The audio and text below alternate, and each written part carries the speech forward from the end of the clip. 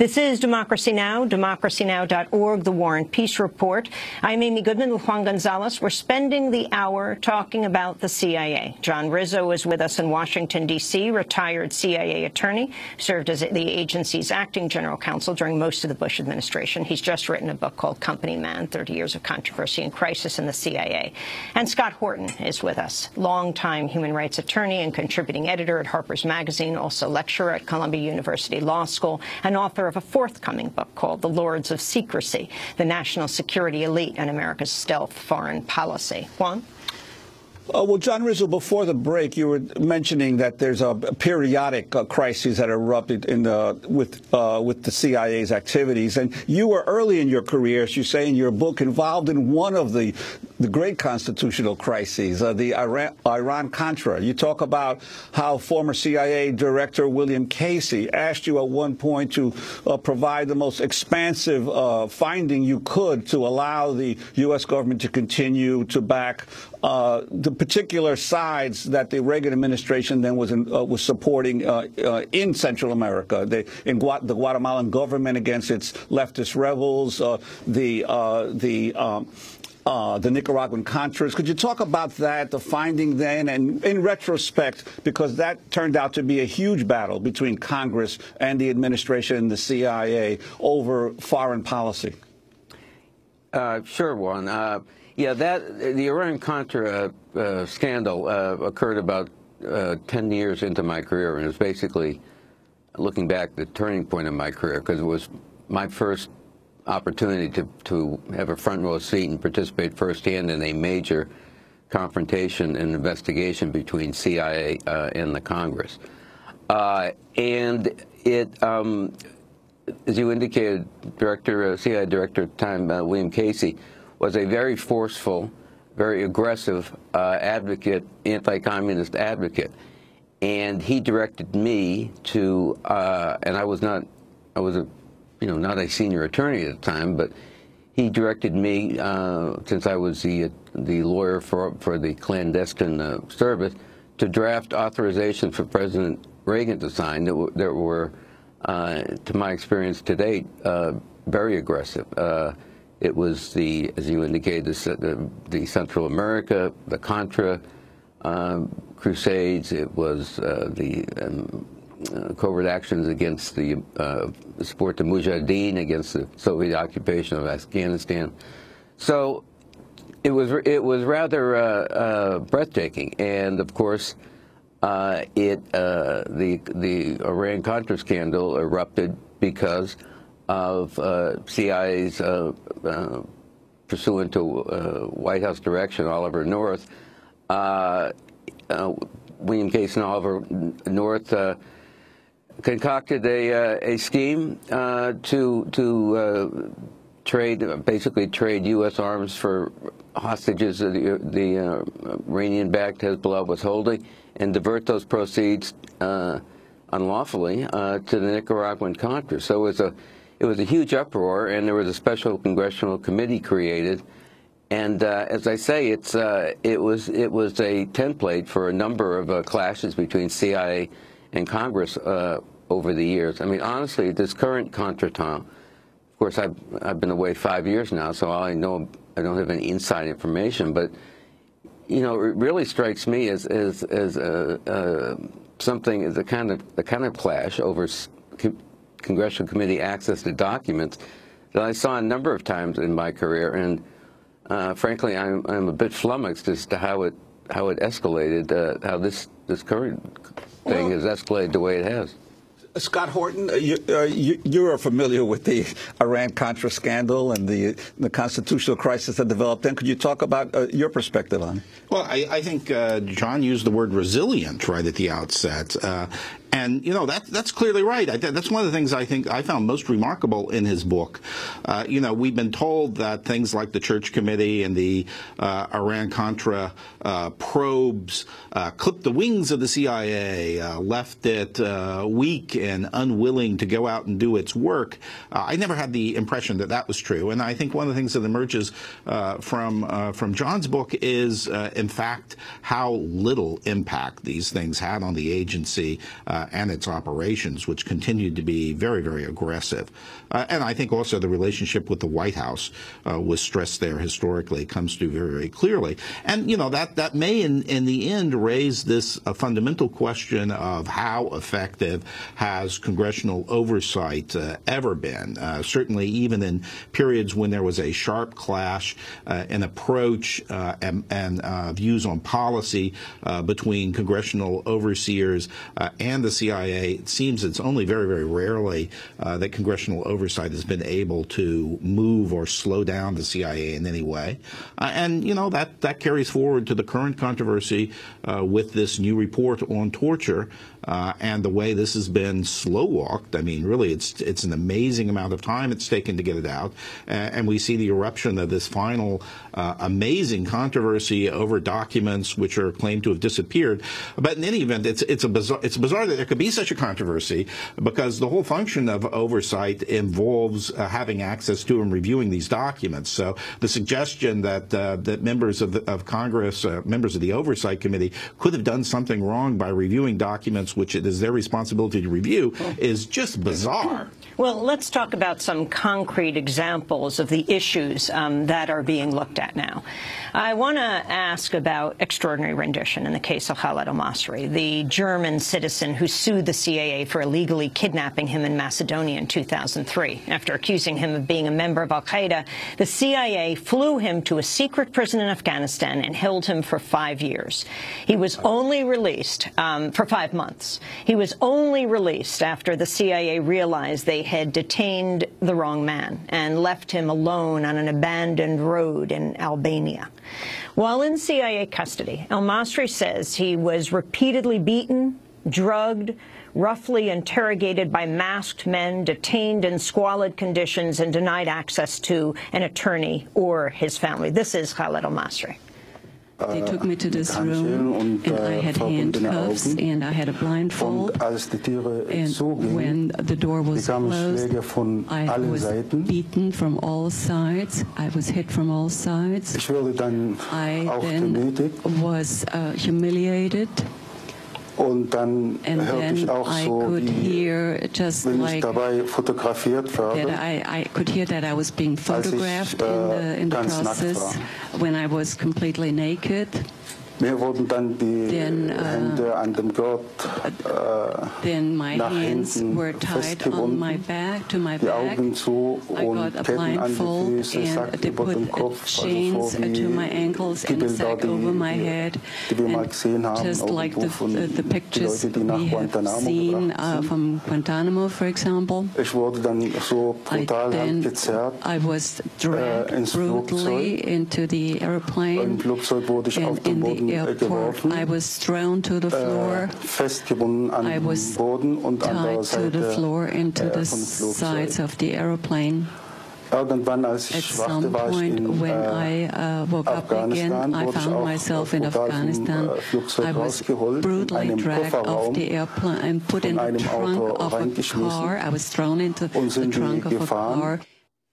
John Rizzo, talk about Khaled al-Masri and this case.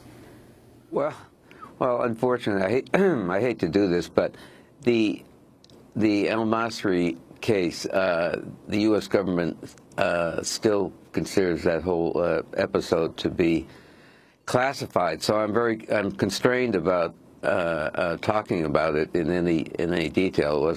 You may notice I didn't talk about it in the book. Let me just briefly say about renditions.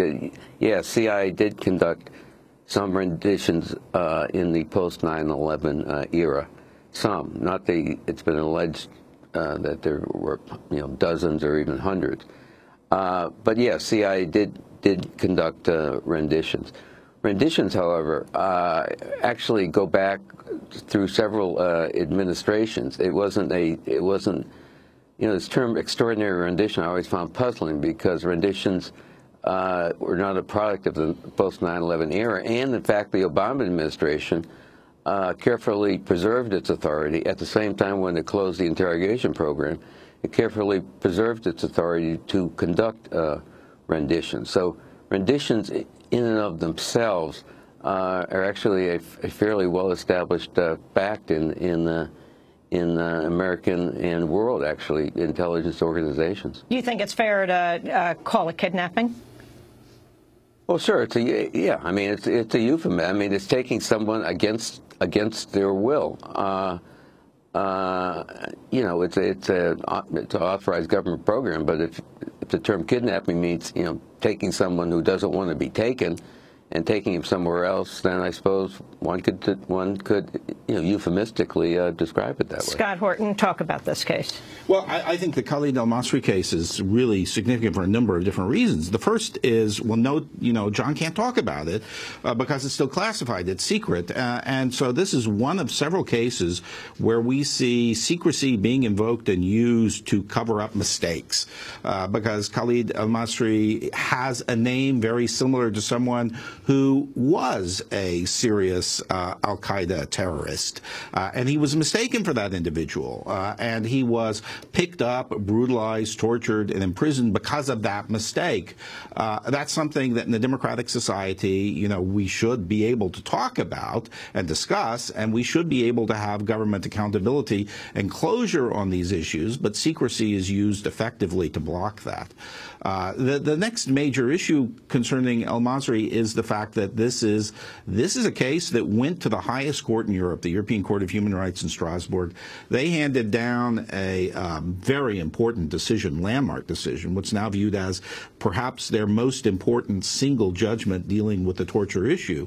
And in that decision, they concluded that the procedures that were used, that you heard Mr. al-Masri himself describe in the outtake here, did constitute torture. And they also said that the government of Macedonia had failed in its legal responsibilities by not opening a criminal inquiry and prosecuting those who were involved. And those who were involved were, by and large, CIA agents. I mean, not just any CIA agents. It included, as the Associated Press subsequently disclosed, a very, very senior CIA functionary who directed the entire thing, who subsequently went on to be the head of the Global Jihad Unit, has been a briefer in the White House, and so forth. The CIA insists we shouldn't use her name, although it's very, very well known. You know, I think a hugely significant event, hugely embarrassing, but it's something, frankly, it would behoove the United States and the CIA to just come clean about. And it's not just a mistake about the kidnapping. He lived to tell about what was done to him. That's exactly correct. And I mean, not only that, but he became the subject of a criminal investigation in Germany. I at one point went and interviewed some of the criminal investigators in Munich who had worked on his case, and they said, look, you know, he gave an account, and we were able to absolutely verify his account about what was done to him, including the use of psychotropic drugs and so forth, all of which has come out. They were able to make their conclusions by examining his body, by cutting his hair, dealing with hair samples and so forth. So we know from that some of the things that were done to him in his captivity, both in Macedonia and Afghanistan, and they raise very, very serious issues of violation of the law, even if he were a terrorist. But of course, he was just a simple German greengrocer, you know, and for him to have been subjected to this sort of abuse is horrible. So the White House just said they did it to the wrong man. John Rizzo, I want to ask you about one of the most infamous, I guess, of CIA renditions that took place in Milan, Italy, when a Muslim cleric named Abu Omar was snatched off the streets in 2003. Omar was taken to the U.S. bases in Italy and Germany before being sent to Egypt, where he says he was tortured.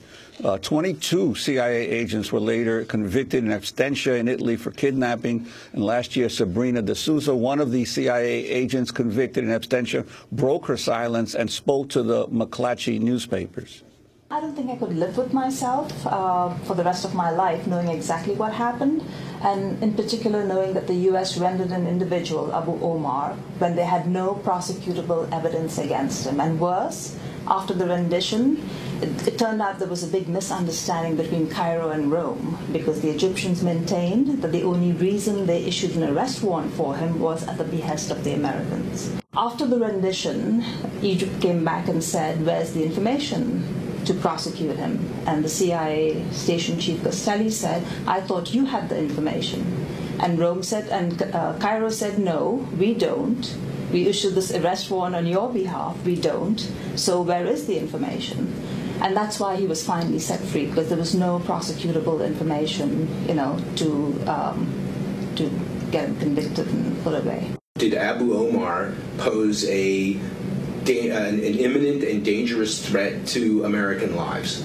If he was dangerous and posed an imminent and clear danger, the DIGOS, the Italian police, would have picked him up right away. He was under investigation for 2 years, and pretty aggressive investigation on the part of DIGOS, and they found that his activities did not meet a threshold in Italy with which to prosecute him. John Rizzo, I'm sure that was one case that you came across during your time at the CIA. What can you tell us about it? I'm really sorry. I don't like this Stonewall, but again, that's a particular rendition that the U.S. government still considers classified. So, I mean, I'll say parenthetically, I agree with my friend Scott that too many things remain classified for too long, and I would be happy to talk about either one of those cases, but with deep regret, my hands are tied on that. I mean, what's interesting about this, it does go to the issue of classification. I mean, these CIA agents were tried in absentia. This is all brought out in a court. You have this CIA agent speaking about it publicly, and yet the CIA says you cannot talk about this. Well, I'm afraid, yeah. I mean, I don't disagree with that, with what you described. I mean, I worked with Miss D'Souza. She was a fine officer, but in fact, she was that soundbite. She retired from the agency, but she was not given authorization to talk about the program, and neither am I. Scott Horton, if you can tell us what exactly happened here. Clearly, she and the other agents cannot go to Europe as they were convicted in absentia. Well, we had 26 people convicted. I mean, I think this is one of the things that demonstrates the huge risk of this program and the lack of just simple wisdom being applied in the selection of targets. I think to the extent this program was selected against people who really presented an imminent danger and were plotters of hijackings and things of that sort, I don't think it was going to raise that much of an issue in Europe or elsewhere. But to the extent it focused on people like Abu Omar or like Khalid al-Masri, it did, and it's very, very embarrassing.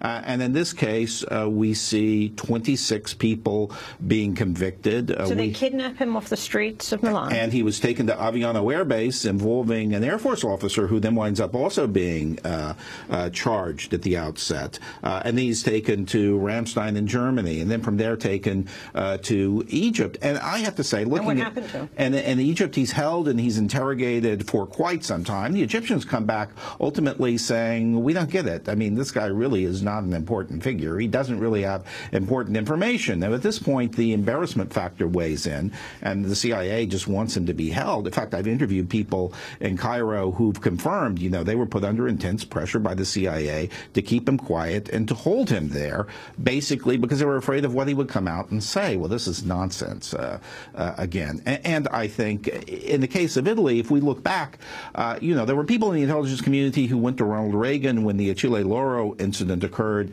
and said, let's just swoop in and grab one of the terrorists who's being held by the Italians. And Reagan said, we don't do that because that's going to damage our long-term relations with an important NATO ally. Reagan was absolutely right. And here I think you see what happens when you take the wrong course. Well, John Rizzo, I wanted to ask you about one topic I think you can talk about. In 2010, in his first major interview since leaving office, former President George Bush admitted that he approved the waterboarding of prisoners. Bush's remarks came in an interview with NBC's Matt Lauer. Why is waterboarding legal, in your opinion? Because the lawyer said it was legal. He said it did not fall within the Anti-Torture Act. I'm not a lawyer, but you got to trust the judgment of people around you, and I do. You say it's legal, and the lawyers told me. Yeah. First of all, we used this technique on 3 people. Mm-hmm. Captured a lot of people and used it on 3. We gained valuable information to protect the country, and it was the right thing to do as far as I'm concerned. So if it's legal, President Bush, then if an American is taken into custody in a foreign country, not necessarily a uniformed Look, American. I'm not going to debate the issue, Matt. I'm just asking, would it be okay for a foreign country to waterboard an American citizen? It's all I ask is that people read the book, and they can reach the same conclusion if they'd have made the same decision I made or not. You'd make the same decision again today? Yeah, I would. Well, John Rizzo, in your book, you don't recall the events quite the same way as President Bush recalled them. Yeah, well, it's a rather curious episode. In his memoir, President Bush, claimed that he was involved in the interrogation program from the beginning, and in fact approved all the proposed techniques in advance. He talked about having vetoed a couple of them.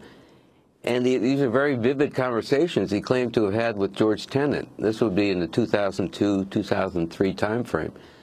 And reading that, I didn't recall any of that. I dealt with George Tenet daily in those days. I mean, I was consumed with this program in the startup period, as was he. He had never told me about having talked to President Bush about this, what was then a new program, much less getting any guidance or directions from the president. So, I mean, and when the book came out, I actually reached out to George Tenet because I thought I'd missed something. I said, "Did you have these conversations with President Bush?" And he said he had no recollection of having discussed the interrogation program with the president in those early days. So, I mean, frankly, I found the passage in President Bush's memoir bewildering. And just mentioning that passage and decision points, he wrote, "I took a look at the list of techniques. There were two that I felt went too far, even if they were legal. I directed the CIA not to use them." Bush went on to write, quote, "Tenet asked if he had permission to use enhanced interrogation techniques, including waterboarding on Khalid Sheikh Mohammed. Damn right, I said." Scott Horton. Well, George Bush, when he's asked why, he says, "The lawyers tell me it was legal." But of course, the Department of Justice is certainly one of the blackest chapters in the history of the Department of Justice's whole affair. And when they go in and do their internal review, they say, "We look at the two lawyers who were involved preparing these memoranda, and we're very concerned that the offer of preferment or advancement given to these lawyers, one was offered, had an appointment to the Court of Appeals dangled in front of him. The other was offered an assistant attorney general position, that this influenced and undermined their exercise of independent professional judgment." So I think it's a good demonstration of how power can corrupt and how lawyers not exercising independent professional judgment can lead to huge problems for the country down the road. If Bush didn't authorize it, what does it mean? In this case, I think there's no question but that responsibility rests ultimately with the president for this, whether he was specifically conscious of the individual techniques or participated in briefings or not. I think one thing that John Rizzo's book does really in spades is show how careful the CIA was going both to the Justice Department to get opinions, but then ultimately also to the White House, preparing this, briefing it in detail, getting consent. And when we see that the White House has withheld 9,000 pages of documents from the Senate Select Committee, I think this portrait that Rizzo provides gives us a very clear sense of what those documents are likely to be. We're going to break, then come back to this discussion. We're spending the hour with John Rizzo, retired CIA attorney, author of Company Man, 30 Years of Controversy and Crisis in the CIA, and Scott Horton, human rights attorney. When we come back, who should be held responsible for rendition, what all here agree is kidnapping, for torture? Should administration officials be brought to trial? This is Democracy Now!